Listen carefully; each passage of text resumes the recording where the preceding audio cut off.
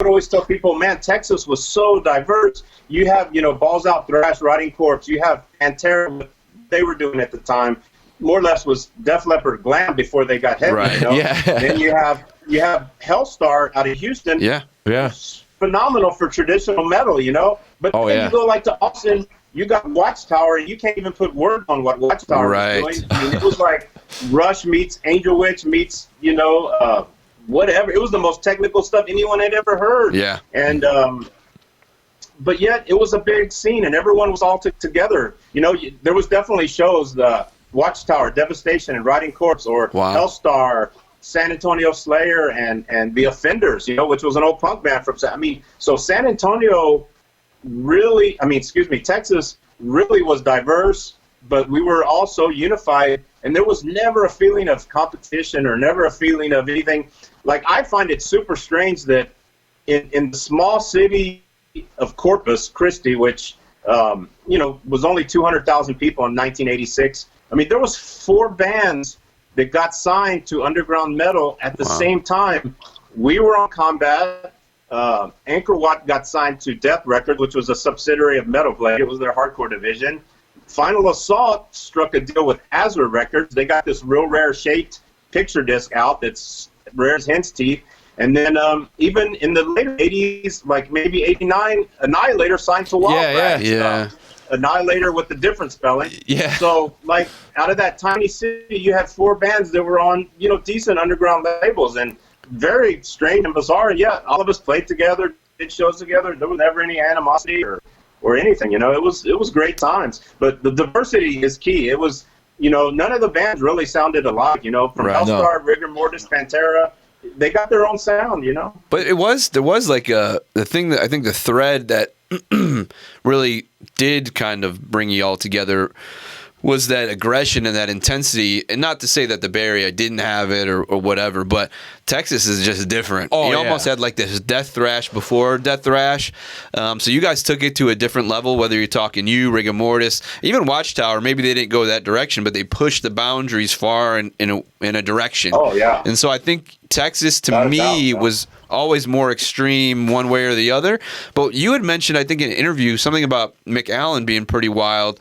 I've actually played down there too. It's pretty, it's like a different place. It's like you're in Mexico. It's so far down. But that's a key word. Was there a band from McAllen that had come up, or that was kind of in that scene too? There was a death metal band. Maybe Craig knows, or one of the brothers, because I know Jamie always tells me, you guys are the death metal gods. But there was a band called Severance from down there. Yes. Remember them? Yeah, I was when you were just saying Annihilator, wasn't one of the guys in Annihilator for Severance? Or am I thinking of Sacrament? Oh, no, that was, they had a band called Syntegrity later, but Severance was, Sufferance. Sufferance. They had a demo out. That's what I was thinking of. I don't know Severance then. Severance, all the guys were from McAllen. Wow. Oh, okay. Yeah, I don't know that one. I was thinking of Sufferance. Yeah, they got that one demo tape, and it's got like the drawing of the dude like ready to behead somebody on a log. Okay. Dude, that one's fucking McAllen, brutal too. Yeah. Dude, that's a heavy fucking brutal, the vocals on it are just fucking extreme. Like for thrash. Yeah. Man, you want some pissed off vocals? That guy, he's not happy on that day. So, who was the band? I guess that paved the way? Was it? Because you guys were all so spread out. Obviously, these cities are all like 2 to 4 hours away from each other. Right. But when you mentioned Watchtower, I think they started, 83 or something? What's that, Meltdown demo somewhere around that time? Is that the one that was like blowing the doors off or what? So the earliest stuff was like Watchtower was 82. Hellstar goes back to even 81. Oh, wow.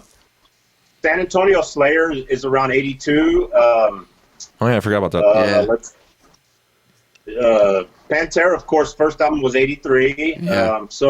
But for me personally, I think Hellstar was the first big band from Texas that I really got into. And then, of course, the San Antonio Slayer EP was totally phenomenal.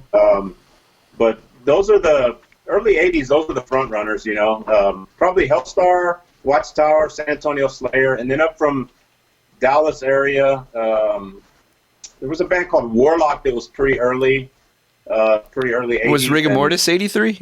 Did they? No, that was later than that. That was more like 88, I think. 85, maybe. 85. Well, maybe their formation, but I thought the album was like more like 88 by the time the first album is 88.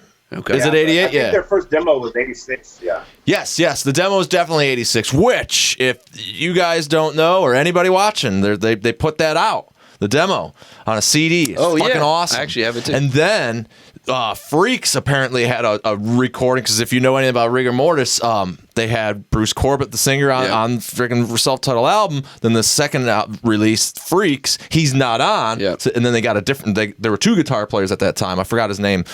That's on there. But then Bruce apparently did the Freaks songs, and there's a demo of that. And then they released that too. Nice. So it's fucking awesome. You get to hear the Freaks EP with Bruce on it.